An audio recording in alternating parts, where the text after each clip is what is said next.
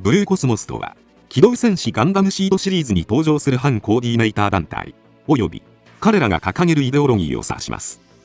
団体としては、青き正常なる世界のためにというスローガンを掲げ、遺伝子操作によって生まれたコーディネーターを人類の敵として迫害やテロ行為を行う非常に過激な集団として描かれました。また、地球軍に対しても強い発言力を持っていて、実質的な地球側の支配者という側面も持っています。今回はそんなブルーコスモスとその名手たちについて解説させていただきます。青き正常なる世界のために。まずガンダムシードの世界において、人類はナチュラルとコーディネーターの2種に分けられます。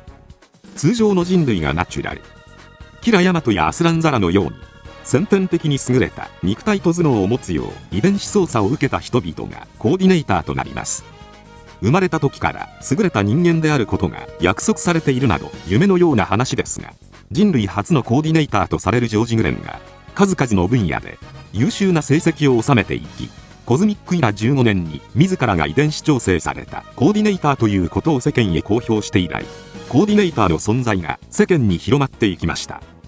しかし、遺伝子を操作するという行為をよく思わない人々も多く、コーディネーターはその技術が明るみになった時から世論の反発を招いていました。そのため、翌年コズミックイラ16年には人類の遺伝子改変に関する議定書が可決され、出生前の子供に対する遺伝子操作は一度違法となりましたが、富裕層など一部の人間によって秘密裏にコーディネーターが生み出されていくことになります。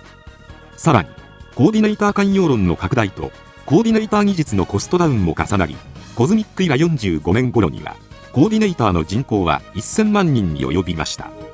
そしてあらゆる分野にコーディネーターが進出し、成果を残したことでナチュラルとの能力差が浮き彫りになっていくことになります。こうしてナチュラルの反コーディネーター感情が高まっていく中、コズミックイラ53年にジョージ・グレンが暗殺され、さらに翌年コズミックイラ54年に S2 インフルエンザが流行します。この S2 インフルエンザは従来のワクチンが効かず多数の死者が出たものでしたが、小説版機動戦士ガンダムシードアストレイによると、コーディネーターに対しては無害だったとされています。そのため S2 インフルエンザはファーストコーディネーターであるジョージ・グレンが暗殺されたことに対するコーディネーターのナチュラルへの報復という噂が流れることになり、ナチュラルの反コーディネーター感情が高まる決定的な事件となりました。こうした世界情勢の中、反コーディネーター主義を掲げる団体が台頭していくことになります。それがブルーコスモスです。ブルーコスモスはもともとアズラエル財閥が支援していた環境保護団体でしたが、コズミックイラ15年頃にコーディネーター技術が明るみになると、生命倫理に違反しているとして反コーディネーター主義を唱える団体へと姿を変えていきました。コズミックイラ68年には信奉者は数十万人を超え、各国の政財界、軍部ともつながりを持つ影の支配者ともいえる組織へと成長しています。そんなブルーコスモスにおいて名手と呼ばれ、中核を担っていた人物がムルタ・アズラエルとなります。アズラエル財閥の御曹司で大手軍需産業の経営者でありながら、わずか30歳で国防産業連合理事も務める優秀な人物です。しかし非常に自己中心的な性格をしており、周りの意見は全く聞き入れず、感情的になると真摯な振る舞いが崩れ怒鳴り散らすなど、精神的に起伏が激しい様子がうかがえます。そんなアズラエルの反コーディネーター思想は、彼らに対する強烈なコンプレックスから生まれました。幼少期、同年代のコーディネーターに大人数で喧嘩を挑むも全く歯が立たず返り討ちに遭い、圧倒的な能力差を見せつけられます。そうした挫折から母に対して、なんで僕をコーディネーターにしてくれなかったんだと怒りをぶつけるも、逆に母からビンタされ、あんなおぞましいものと叱咤されてしまいました。こうした経験から、コーディネーターのように強い存在が鎖でつなぐか対峙するしかないという思考に取りつかれるようになります。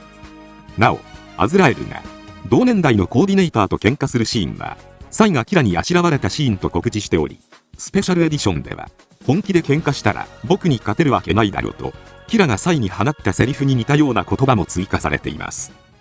劇中では、ザフトによるパナマ攻略戦で、連合がマスドライバーを失ったことで、マスドライバーを持つオーブへの侵攻作戦を自ら立案し、カラミティ、フォビドゥン、レイダーの実戦テストも兼ねて戦場へと赴きます。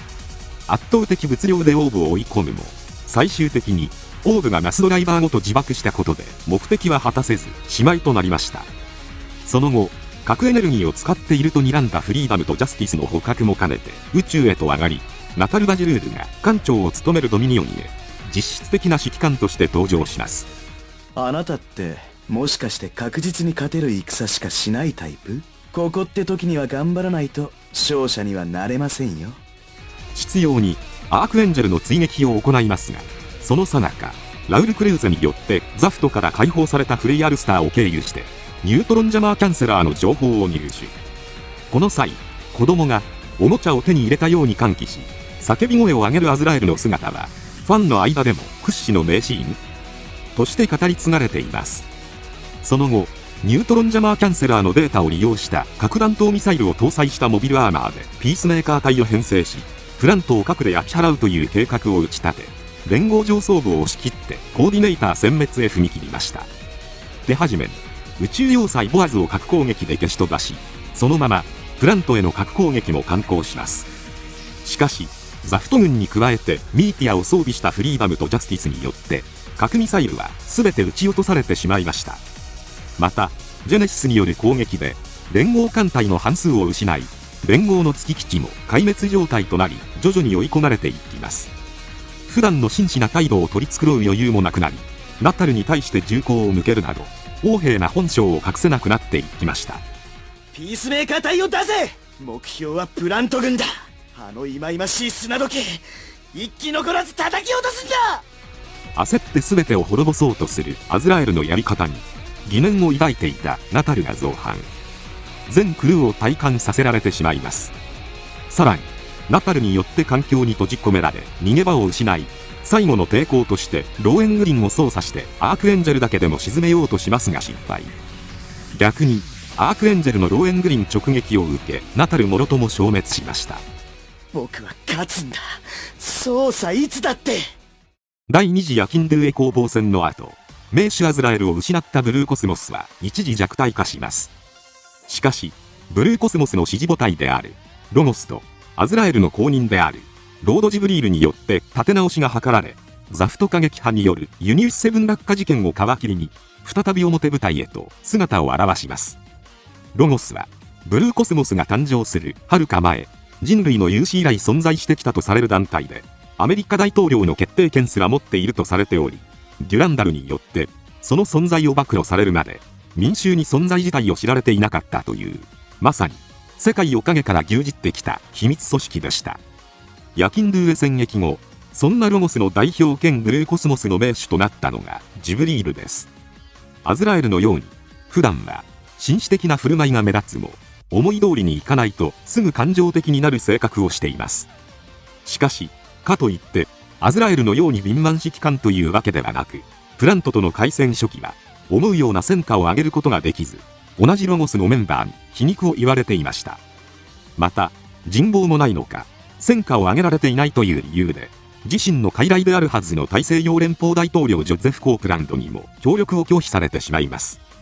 さらに物語中盤以降、プラント寄りになっていくヨーロッパに向けてデストロイを投入して徹底的な殲滅作戦を行いますが、この行為をデュランダルにロゴスによる仕業と告発され、逆にプラント優勢の状況を作るため利用されてしまいました。そしてロゴスのメンバーはボートと化した市民に襲われ、自身も屋敷から逃走しヘブンズベースへ身を隠すことになります。しかしザフトによる攻略戦が行われ、敗色濃厚になると仲間を見捨てて一人オーブへと逃走。その後も協力者のセイラン家が窮地に追い込まれると、彼らを差し置いて一人宇宙へ上がり、ダイダロス基地まで逃亡しました。そしてダイダロス基地からレクイエムを発射してプラントを破壊するという残虐非道を尽くしますが、ミネルヴァによって基地が瓦解すると再び命欲しさに逃亡を図ります。しかし基地を脱出したところを例のカルレジェンドに捕捉され、最後は見事な顔芸を見せつけて退場しました。その後デュランダルはレクイエムを破壊せず、逆にそれを利用してデスティニープランに従わない国家を滅ぼそうとしたため、皮肉にもジブリールはデュランダルに利用されるという結末になっています。このようにロゴスの謙虚と名手ジブリールの戦死が重なり、レクイエム攻防戦の後、ブルーコスモスは壊滅したかと思われました。しかし、劇場版ガンダムシードフリーダムの舞台となるコズミックイラ75年も、ブルーコスモスはその思想とともに生き残っており、各地で戦闘行為を繰り返していることが明かされています。キラたちはシードデスティニーの最終戦であるメサイア攻防戦終結後、終わらない紛争を鎮圧するべく、世界平和監視機構コンパスの一員として戦っているようですが、コーディネーターを超える種を作り出そうとするファウンデーションと戦い、コーディネーターを否定するナチュラルたちも自由に生きられる世界を目指すことになるのか、どのような結末になるのかも見どころの一つではないでしょうか。ブルーコスモスが序盤だけのカマセイヌにならなければいいのですが、果たしていかに。おや、新たな舞台ですか。面白い。今回は以上となります。チャンネル登録されるかはお任せいたしますので、もしよければもう一本動画を見ていただければとても嬉しいです。最後までご視聴いただきありがとうございました。